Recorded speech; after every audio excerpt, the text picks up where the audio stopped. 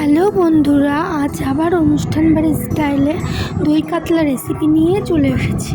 এদিকে আমি 5 পিস মতো মাছ নিয়েছি, সেটাকে আমি নুন হলুদ দিয়ে ভালো মতো মেখে নেব। এরপরে এদিকে আমি নিয়েছি কয়েকটা কাজু বাদাম, মৌরি, পোস্ত, সেটাকে কিছুক্ষণ ভিজিয়ে রেখে আমি বেটে নেব। এরপরে আমি এদিকে একটা কড়াইয়ে তেল দিয়ে মাছগুলোকে ভাজতে বসিয়ে দিয়েছি।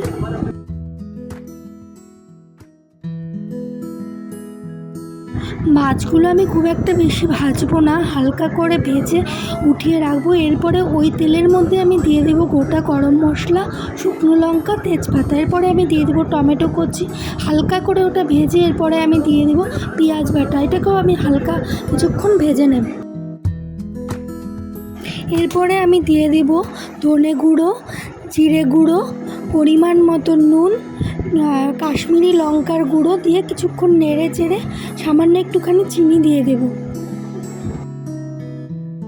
এদিকে আমার মশলাটা ভাজা ভাজা হয়ে গেছে। এরপরে দিয়ে দিব কাজু পোস্ত বাটা, দিয়ে অল্প কিছুটা জল দিয়ে ভালো মতো নেড়ে চেড়ে নেব। এদিকে মশলা থেকে যখন আমার তেল বেরিয়ে আসবে, মিডিয়াম আছে আমি দিয়ে দিব দইটা। এরপরে এর মধ্যে আমি কিছুটা পরিমাণ জল দিয়ে আগের থেকে ভেজে রাখা মাছ আর কয়েকটা কাঁচা লঙ্কা দিয়ে এটাকে নেড়ে চেড়ে আমি কিছুক্ষণের জন্য মিডিয়াম আছে ঢেকে দিই।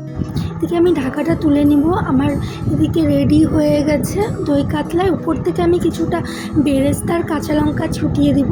দই কাতলা আমার একদম রেডি। অনুষ্ঠান বাড়ির মতো করে আমি বানিয়েছি, একদম সিম্পলভাবে। আশা করি তোমাদের খুব ভালো লাগবে। প্লিজ আমাকে লাইক করবে আর অবশ্যই কমেন্ট করে জানাবে আমার এই রেসিপিটা কেমন হয়েছে।